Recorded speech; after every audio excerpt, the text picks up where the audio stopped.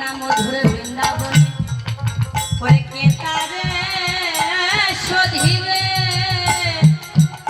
মরমিয়া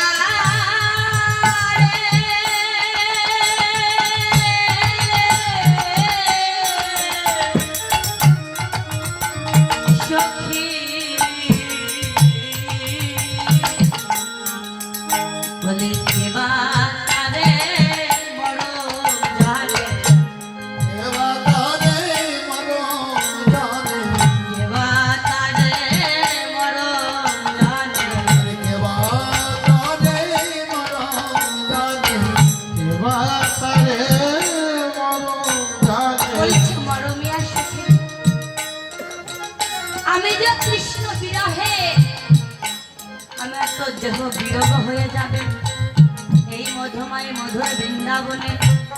তোরা তো আছিস আমার মরমিয়া সখী, তোরাই আমার হৃদয়ের বান্ধব। তাই তোদের চরণে আমি নিবেদন জানাই, বলি তোরা তাদের দেখিস সখী, তোরা তাদের দেখিস সখী,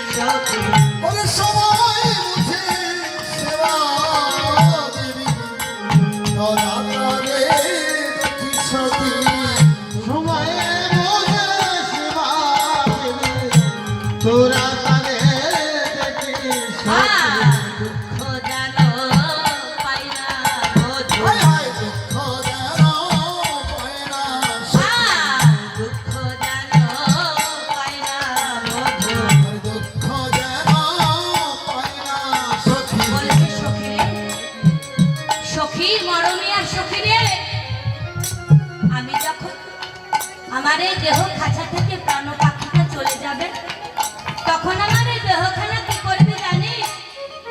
ওই কালিন্দির কুলে নিয়ে গিয়ে কালিন্দির মৃত্তিকা গুলিয়ে আমার সর্ব অঙ্গে কৃষ্ণ নাম লিখে দিবি।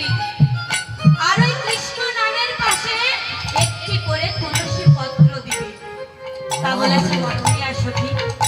কেন তুলসী পত্র দিব?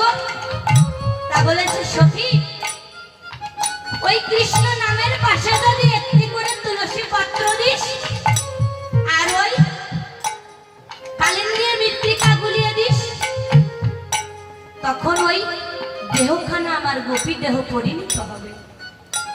মরমিয়া সখী রে, তুই তো জানিস না আমার প্রাণবধূ আজ ওই গোপী দেহ বড় ভালোবাসে। আর ওই গোপী দেহ পেলে কি করবে জানিস? তা বলেছে কি করবে সখী? বলছে অঙ্গে নৃত্য করবে, অঙ্গে বসে নৃত্য করবে, অঙ্গে বসে আমার ওই দেহখানায় যখন এসে নৃত্য করবে আর আমার প্রাণবধূ আর পরশে কি হবে জানিস? তখন মরা দেহে আবার প্রাণ ফিরিবে, মরা দেহে মরা দেহে আবার প্রাণ ফিরিবে, প্রাণবধূ আর পরশে আবার মরা দেহে আবার